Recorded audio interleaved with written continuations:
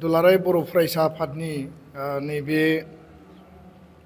दिनै जोबथा मावफुं मेल 2023-24 आरो 25 नि जि बोसोरनैनि जोंहा मोनसे मावसम बा अफिस टार्म दंमोन बिनि जोबथा दिनै जोङो माने एग्जिकिउटिभ मेल लादों खारन फैबाय थानाय 13, 14, 15, 16 सानब्रैनि हाबाफारिजों बड'फा फोथार दतमायाव मोनसे मेहेरगोनां आरो खोब मोनसे जाफुंसार जुथुम्मा जोङो खुंनो थाखाय लाहार फाहार खालामगासिनो दङ आरो बिनिनो सिगां बे जुथुम्माखौ साक्सेसफुल खालामनायाव जिखिनि जोंहा प्रिपारेसन नांगौ आरो जोंनि बेसेबां थान्दैफ्रा बाहागो लागोन फ्राय जों 6000 डेलिगेट्सनि थाखाय टारगेट होदों अबजार्भार थागोन बेयाव kabaddi competition volleyball sports competition आरो फारसेथिं जोंनि लिटारेरि आरो डिबेट कम्पिटिसननि बेयाव हाबाफारि दङ माराथन रेसनि बेयाव हाबाफारि दङ बेयाव अबजार्भार हिसाबै गोबाङा बाहागो लागोन दा बे जुथुम्माखौ थांखिनानै जोंनि जिखिनि सावरायनो गोनां रिजुलेसनफोर दङ बाहागो लानो गोनां जिखिनि जोंहा डेलिगेट्सफोर दङ अबजार्भारफोर दङ आरो बेयाव CWC member central working committee जिखिनि बाहागो लागोन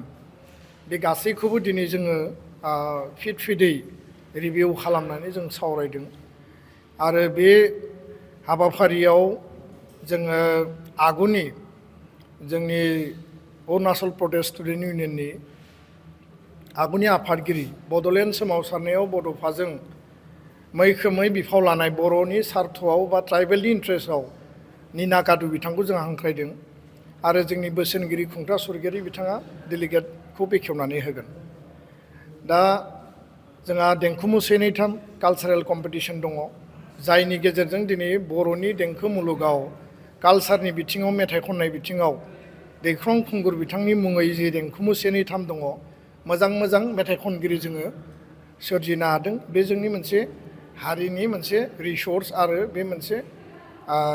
ग्रेटनेस होननानै आं बुंगोन बे जुथुम्मायाव Dharmendra Pradhan union minister of education doctor Dharmendra प्रधाना फैगोन बिथांखौ जोङो central institute of technology CIT खौबो नायनो आरो बिखौ मर स्टुडेन्ट फ्रेन्डलि आरो जोंनि फिउचारखौ गायसननो हानाय IIT आरो NIT बा नोङो IIM बा IIIT जि लेभेलनि दङ बेबायदि जोङो CIT खौ बानायनो हायो नामा बिनि थाखाय बिथांखौ हांख्रायदों जोंनि जुथुम्मायाव बाहागो लागोन जेराव 20,000 स्टुडेन्टफ्रा बेयाव पार्टिसिपेट खालामगोन दा बे हाबाफारियावनो जोङो गोदान मोनसे थांखिजों Indian space research organisation ISRO जि बेंगलुरुआव दङ बिनि फर्मार डाइरेक्टर CBPO बिथांखौ जों हांख्रायदों आरो सिनियर मस्ट साइन्टिस्ट बिथांमोन फैगोन शिलंनिफ्राय माने स्पेस अन व्हील्स बेबायदि माखासे गारिफोर फैगोन आरो हरनि समाव जोङो स्काई बा स्पेसखौ जोङो टेलिस्कपनि गेजेरजों स्टार्स मुन जि सम्भब नायनायनि आरो साइन्सनि मडेल कम्पिटिसन स्टुडेन्टफ्रा स्कुल आरो कलेजनि स्टुडेन्टफ्रा बेयाव बाहागो लागोन स्टल थागोन बे मोनसे जोंनि स्पेसियेल इनिसिएटिभ बर' राव बर' बिजों आरो मिडियामनि स्टुडेन्टनि गेजेराव क्वालिटि इडुकेसन लाबोनायनि थाखाय बेयाव जोङो डिसकासन खालामगोन आरो जेराव जोङो माखासे रिन'न आलासि तरेन बर' बिथां डक्टर सुमजल भट्टाचार्य बिथां आरो गोबां माखासे आलासिफोरखौ जों हांख्रायदों दा बेखायनो बे जोंनि थाखाय मोनसे खोब माने गोनांथार हाबाफारि 15 मार्चआव जोङो जोंनि आगुनि एबसुनिफ्राय 1000 बारग' दैदेनगिरि बिथांमोनखौ जों बरायगोन बेयाव एबसुनि the history book history of all Bodo' students union and Bodoland movement 6 बोसोरनि 1967 निफ्राय 1993 नि बे मोनसे फार्स्ट एडिशन पार्टखौ 9 बोसोर लिरनायनि उनाव जोङो देग्लाय बेखौ जोङो पाब्लिश खालामगोन बेखौ जोङो बेखेवगोन आरो बेजों लोगोसे गोबां बिजाबफोरखौ बेयाव बेखेवनाय जागोन जोंनि दैदेनगिरिफोरखौ बरायगोन माहारिबादनि आदर्शजों बड'फानि जे गेरेमसा माहारि दानाय बर' हारिनि माहारिबाद थामोनथा रैखाथिनि सायाव जोंनि अस्तित्व आरो फिउचारखौ लानानै जों बेयाव गोथौ गुवार सावरायगोन बेलासे जोङो जोंनि अर्गेनाइजेसनफोरनि गुबुन गुबुन हारि माहारिनि आफादफोरनि दैदेनगिरिफ्राय 50तासो अर्गेनाइजेसननि लिडार्सफोरखौ जों लिंहरदों बिथांमोना जोंनि पिस आन्डारस्टेन्डिं आरो प्रस्पेरिटिनि सायाव सावरायगोन बाहागो लागोन नेक्स्ट दिना जोङो प्राय 2 लाख पाब्लिक गेदारिं खालामनायनि टारगेट लादों जेराव बिटिआरनि चिफ प्रमद बर' बिथां जों लोगोसे आसामनि गिबि मन्त्रि डक्टर हिमन्त बिश्व शर्मा आरो इउनियन हम मिनिस्टार अमित शाह बिथांखौ जों हांख्रायदों गिबि मन्त्रि बिथाङा फैगोन बिटिआरनि चिफ प्रमद बर' बिथाङाबो बाहागो लागोन आसामनि मन्त्रि उरखाव गोरा ब्रह्म आरो बर' थुनलाइ आफादनि आफादगिरि डक्टर सुरत नार्जारी बिथांमोना गोबां आलासिफोरा बाहागो लागोन मिरुनि नखर मन्त्रि बिथांजों जगाजगा सोलिबाय थादों बिथाङा फैनो होननानै कनसेन्ट होदों दा फाइनाल कनसेन्टनि थाखाय जों वेट खालामबाय थादों किन्तु कमिउनिकेसना दाबो सोलिगासिनो दङ दा जोङो मिजिंथिदों जोंहा मोखाङाव बाजेट सेसन दा सोलिगासिनो दङ बे रिजिउम जाफिनगोन union budget state budget 125 amendment BTR एकर्डनि जे मोनसे मेजर इमप्लिमेन्टेसननि बाथ्रा थाबाय कनस्टिटिउसन एमेन्डमेन्टनि बाथ्रा थाबाय स्कुल प्रभिन्सियेलाइजेसननि मेटार दङ गामि सोसननायनि मेटार दङ कार्बि आंलंनि एसटि हिलनि मेटार दङ बर' कसारि वेलफेयार अट'नमास काउन्सिलनि गामि थिसननायनि डिलिमिटेसननि मेटार थाबाय एनडिपि रिलेटेड माखासे जोंहा इस्यु थाबावबाय इनफ्रास्ट्राक्चार जि प्रजेक्ट डेभेलपमेन्टेल जि स्पेसियेल डेभेलपमेन्ट पेकेजनि बाथ्रा जोंनि जथुम्माया मोजाङै जाफुंगोन अर्गेनाइजेसनेल माखासे बिथिं दङ दुलाराय बर' फरायसा आफादनि जोंनि जिल्ला जोंनि university unit committee state committee आनसलिक कमिटि जोंहा गासिबो जिल्ला आनसलिकफ्राव टार्मिनेटिंआ जाबाय मिरु आफादाबो एबाराव गोदान आफाद बेयाव दाफुंनाया जागोन जिहेतु मोनफ्रोमबो 2 बोसोराव जोंहा निउ बडि फर्मेसन जायो आरो बे आफादनि संबिजितनि आधारावनो जागोन आरो लोगोसेनो जिखिनि जोंहा माहारिनि इन्टारनेल इस्युसफोर दङ एजेन्डाफोर दङ आल्टिमेट बड'फानि जे थांखिखौ लानानै हाबा मावलांनांगौ बेयाव डेलिगेटनि बिथिङाव जोङो गोथौ गुवार आरो जातीयताबादा जोंनि मुल मन्त्र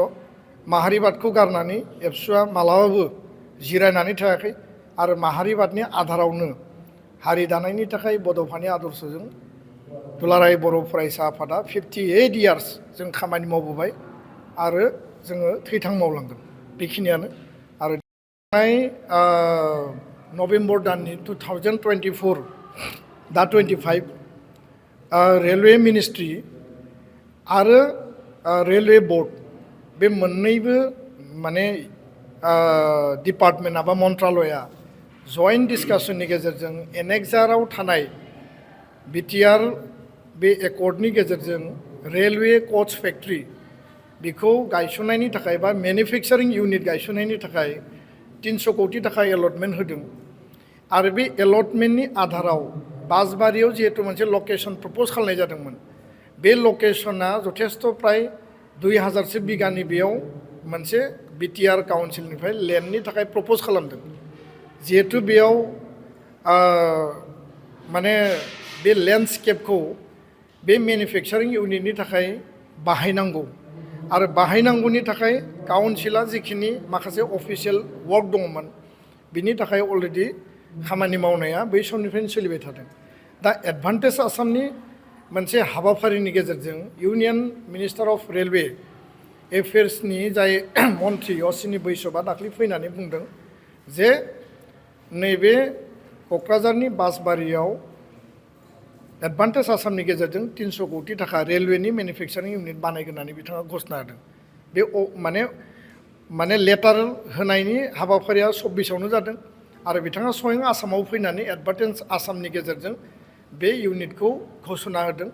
बिनि खामानिया जिहेतु फैसा एलटमेन्ट होबाय बिनि खामानिया आरम्भ जागोन आरो बे 1500 क्र'रजों 300 कोटि थाखाया लोब्बा गैया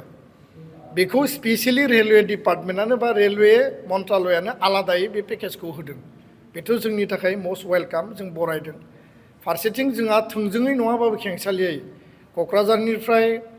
माने गेलेफुसिम भुटाननि जि माइन्डफुलनेस सिटि बेयाव आरम्भ जागोन बेसिम जि रेलवे लाइन लांनायनि खोथा होदों बिनि गेजेरजोंबो जोंनि ओनसोलनि जि इनभेस्टमेन्ट एमप्लयमेन्ट अपरचुनिटि आदार रिलेटेड जिखिनि जोंनि डेभेलपमेन्टेल वर्क्स बियो मोनसे महर मोनगोन होननानै जों मिजिंथिदों। एडभान्टेज आसामाव बड'लेण्ड केन्द्रिक गोबां बेबायदि स्पेसिफिक मेनसन खालामाखैबाबो आसामनि सिङावनो जिहेतु बड'लेण्ड आरो बर' डमिनेटेड आसामनि गुबुन गुबुन एरिया आरो ओनसोल दा बिनि सायाव सोनारगोन जे आसाम सरकार बड'लेण्ड काउन्सिल रायलायनानै जाहाथे माखासे इन्डास्ट्रि आरो माखासे जिखिनि बेयाव इनभेस्टरफोर इनफ्रास्ट्राक्चारनि डेभेलपमेन्टफोर फैदों जोंनि ओनसोलाव गायसननो हायो नामा आरो बिनि थाखाय हानि लेन्ड मेटारा गिदिर बेयाव इलेक्ट्रिसिटि पावार साप्लाइया गिदिर आरो लोगोसेनो रोड आरो कमिउनिकेशननि मेटार थाबाय बे गासै फेसिलिटिखौ मिट खालामनो हायोबा बड'लेण्डआवबो एडभान्टेज आसामजों माखासे एचिभमेन्ट मोनगोन होननानै जों मिजिंथिदों। बे सम्पुर्ण खामानिया गभर्नमेन्ट टु गभर्नमेन्ट काउन्सिल आरो आसाम गभर्नमेन्टनि गेजेराव जागोन जायफोर इनभेस्टर बिथांमोननि गेजेराव जागोन जिहेतु MOUआ आसाम सरकारजों जादों आरो BTR गभर्नमेन्टआ जिहेतु आसाम सरकारनि दा पार्टनार दा बिथांमोननि गेजेराव सावरायनानै इयुनाव माबा मोनसे मोजां फिथाइ मोनगोन होननानै जोंबो आसाबादि आरो बिनि थाखाय सरकारा गावनि लेभेलाव खामानि मावगोन।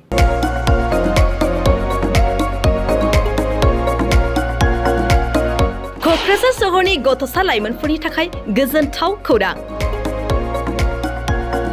क'क्राझाराव गिबि खेबनि थाखाय गोदानै बेखेवदों इउनिभार्सेल गेम जन मुंनि मोनसे डिजिटेल गेलेमु सेन्टार। क'क्राझार सहरनि ग्रीनफिल्डनि साखाथि इट्स भबानिपुर JD र'डनि लामा सेराव गोदानै बेखेवबाय इउनिभार्सेल गेम जन। गोसो गुदुं गथ' एबा लाइमोनफोरा बे गेम जनाव फैनानै रंजानाय लाफैनो हागोन। गोदानै बेखेवनाय बे इउनिभार्सेल गेम जनाव गुबुन गुबुन रोखोमनि गेमफोर जेरै horse riding, claw' machine, virtual reality, hammer, air hockey, pirates, frog, माग, shooter, bike racing, car racing, basketball, fencing बायदि बायदि गेलेमुनि रंजानाय लाफैनो हागोन। बेनिखायनो गाव गावनि गथ'फोरखौ गोदानै बेखेवनाय बे इउनिभार्सेल गेम जनाव दान्दिसे सम लाबोनानै गुबुन गुबुन रोखोमनि गेलेनायनि खाबुखौ बाङायल' फिस होनानै रंजानाय लाहोनो हागोन।